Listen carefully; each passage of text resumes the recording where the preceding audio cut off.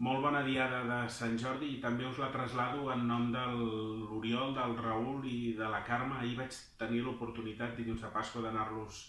a visitar, també de part de la Dolors, que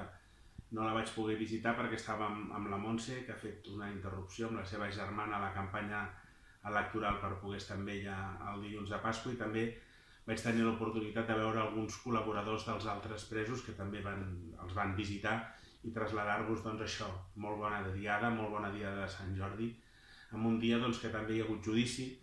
i que lamentablement segueixen patint aquesta tremenda injustícia d'estar empresonats, que hi ha dies especialment emotius, especialment sensibles, especialment importants per estar amb els teus, en el que és bo que sentin el seu escalf, el nostre escalf, el nostre suport, que ja us asseguro que el senten. Com us deia, avui hi ha hagut judici també, i avui ha declarat el vicepresident, en Pere Aragonès. Finalment no ha declarat perquè ell està investigat,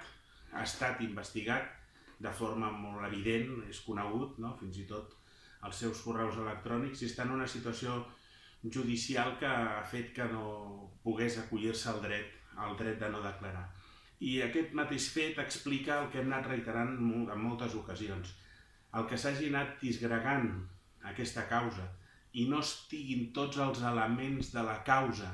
en aquest procediment judicial que s'està veient al Tribunal Suprem, el fet que estigui partida i que hi hagi parts de la causa que estiguin en altres llocs, genera indefensió. Ho diem des del primer dia i ho estem veient dia a dia amb tants i tants testimonis que estan investigats en altres jutjats i que venen aquí i no poden declarar per fets que són els mateixos, que s'estan jutjant el mateix en diferents tribunals. Ho vam dir en les qüestions prèvies, ho hem anat dient durant tot el procediment i ho reiterem en aquests moments, i naturalment ho reiterarem també si finalment s'ha d'anar amb altres instàncies internacionals.